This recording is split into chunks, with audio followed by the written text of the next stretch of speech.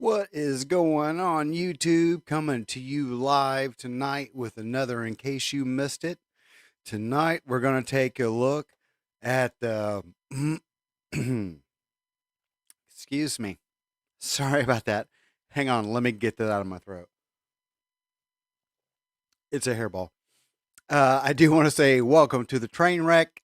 Tonight, we are going to take a look at a video from Kim Iversen and probably some other people, I guess, who gives crap. I don't care. But she is really has brought up a point that I have found somewhat curious over the last little bit. And so I want to kind of get her take on it. I do enjoy watching her because she does seem to be an actual reporter. You know, she asks questions, and when someone makes a statement, she's not afraid to hold someone's feet to the fire. And then she also is not a person to make like definitive statements, like it's definitely this or it's definitely that. So whenever I'm watching someone, especially when they're reporting the news, I'm looking for someone who is like critically thinking through the situation, but is not just, arguing for the sake of argument. So, all right, we're going to jump over here and take a look at this video, and we'll see what they have to say. Happy Sunday, risers. We're back with another round of hashtag Rising Qs. Oh boy. We're going to answer some of your questions that you asked us on Twitter. So Ryan, what's the first one? Let's see. This question comes from I Miss Carlin.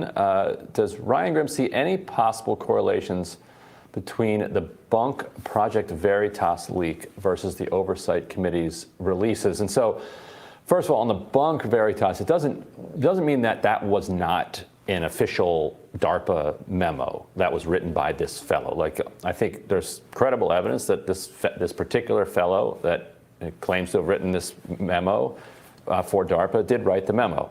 The question is, does that take on then the weight of DARPA? Is it a DARPA memo? And I think people can understandably come to the conclusion that no, not everything that everybody employed by an organization, like if somebody that works for Nike writes a memo, it doesn't make it an official Nike memo. You know what I mean?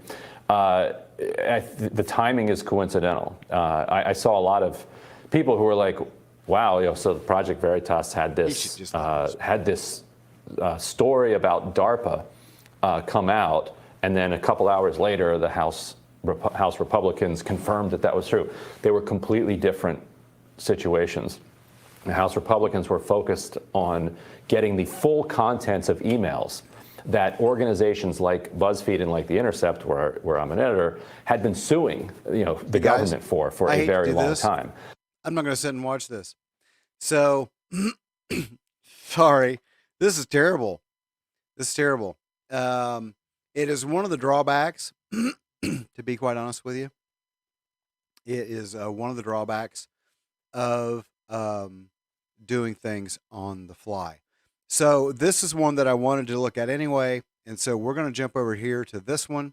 And then I will change my thumbnails and all that other stuff. Heroes of Liberty, a new children's book series will celebrate traditional American values. I'm talking about. Get that ad skipped. Podcaster and comedian Joe Rogan is continuing to irk legacy media. CNN's Breonna Keller tweeted, Joe Rogan gets schooled on his podcast and still won't concede he is wrong about the myocarditis risk of being unvaxxed. This is what she's referring to. Let's take a look.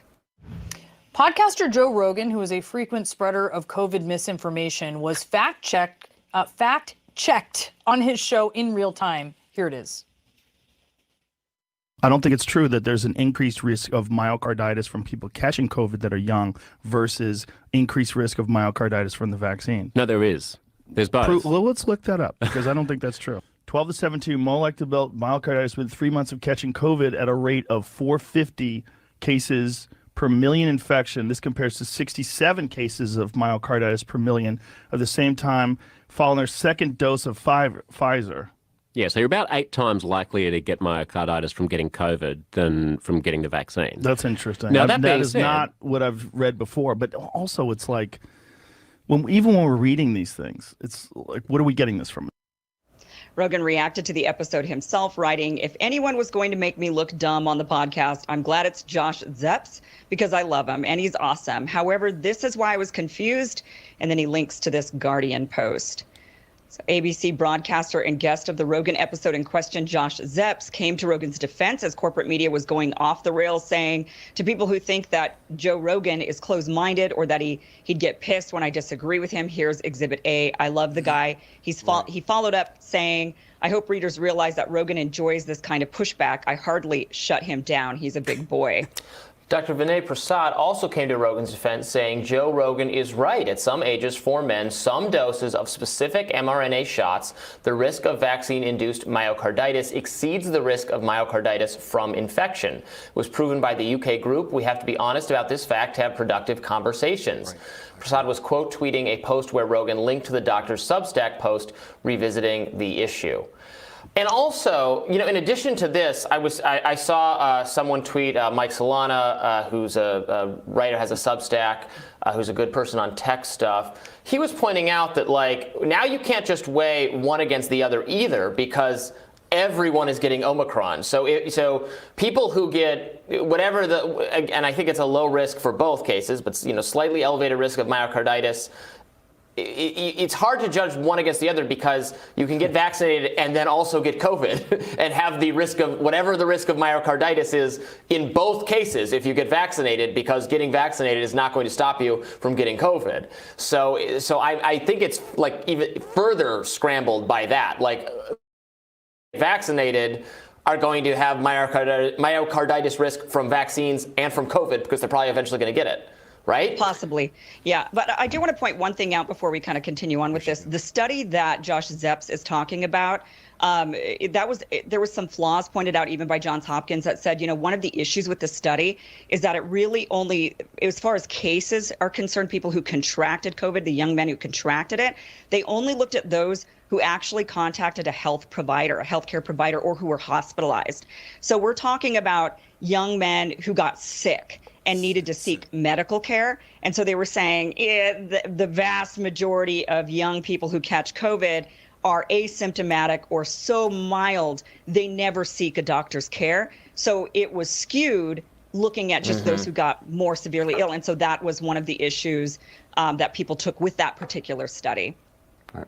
Yeah, and the question of whether or not they're going to compound each other, Omicron on top of the vaccine, is an interesting one too, because like you said, you can choose whether or not to get the vaccine. With Omicron, it looks it's going to be very difficult for people to escape. It comes as kind of an expression of the immune response, right? And so you do want some swelling, like to show that the immune system is working and it's building the antibodies and it's building its defenses so it can then stave off the future virus. If you get too much, that's when you get the myocarditis. So you could see that the two might interact with each other in a way that, like he said, still needs to be unpacked. And this is the type of thing I think we'd like to hear from people that understand what they're talking about. But it's almost off limits, because if you're talking about any harm or any side effects of the vaccine, the public health officials start to freak out and think, oh no, now we're going to discourage people from taking it. But what if it's the reverse? Like, what if raw honesty about everything is the thing that actually gets people to then trust what they're hearing and then become more likely to do it. It's pretty apparent that we don't know for sure. We have some best guesses and some best judgment about what the relative risks, myocarditis and other things are, but we don't know. We don't know for sure. So to have, I mean, as we're thinking about policy, to have, vaccine requirement for people under the age of 18,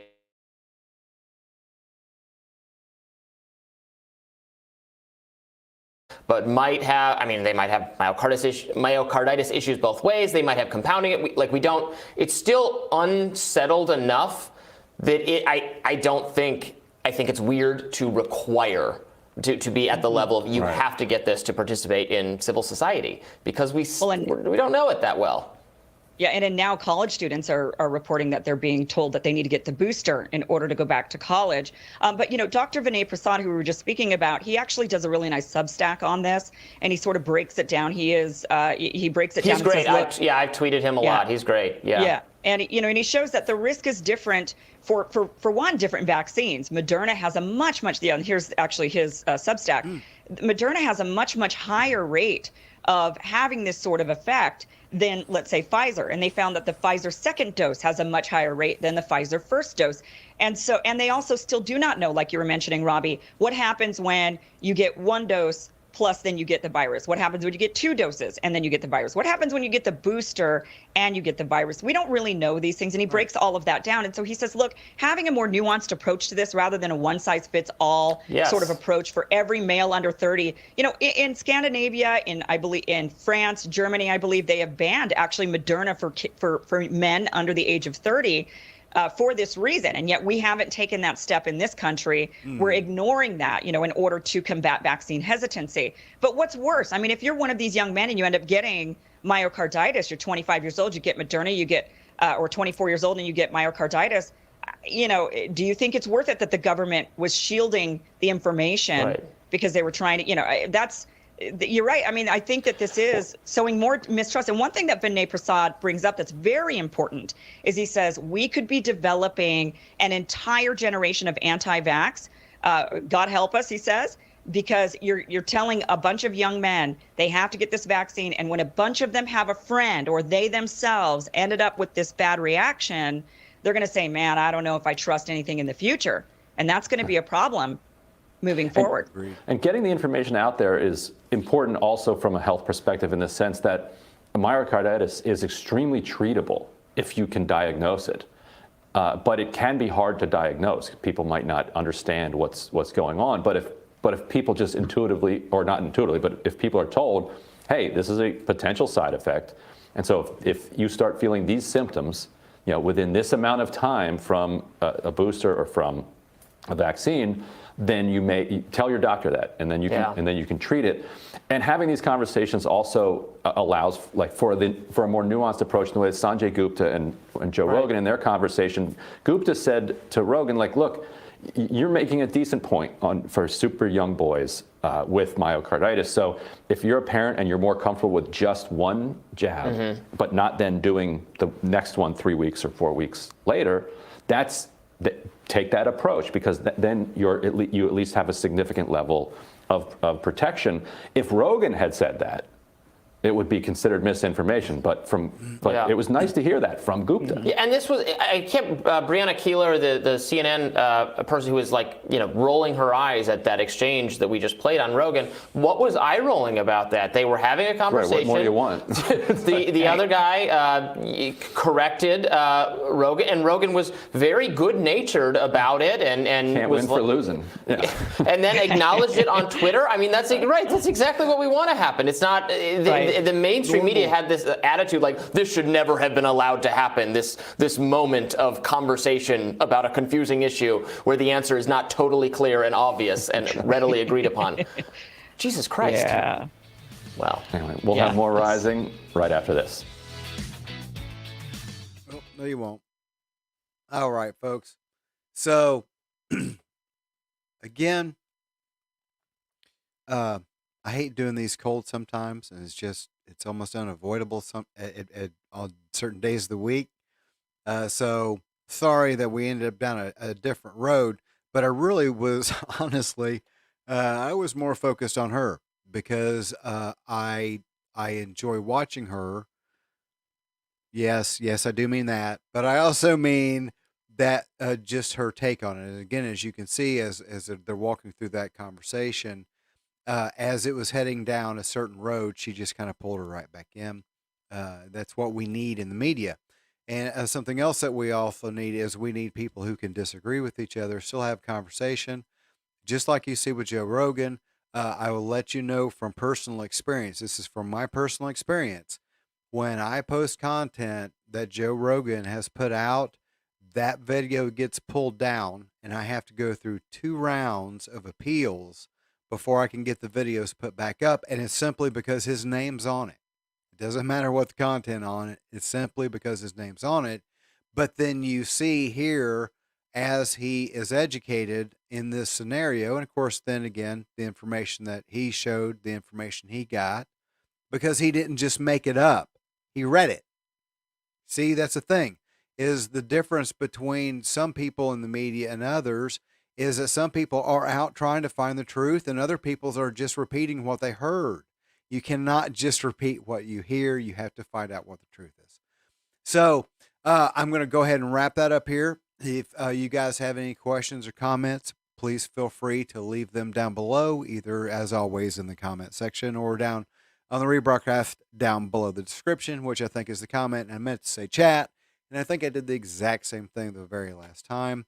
If this kind of crazy stupidity is content that you enjoy, please feel free to like, share, and subscribe. I really would appreciate it. I do my best when I'm doing videos like this to not over talk them too much. But again, that was completely cold. That was the first video that I saw. And when there are people that I feel like that are actually looking for the truth, I feel like that they need a little bit of a boost. How much am I going to help? I don't know, but I've got a completely different audience than they do. I can flip and guarantee you that, because most of the people that watch me don't watch The Hill. So just a little FYI. All right, guys. Thanks for stopping in. I will see you tomorrow night. Probably going to pull up some JP Sears from the weekend, be quite honest with you. Just because he puts out so much good stuff that I just can't help but having to watch it. And I've been super busy because I got like brat kids. They're not brats. I love my babies. All right, guys. I'll see you tomorrow night, 7 o'clock. Bye.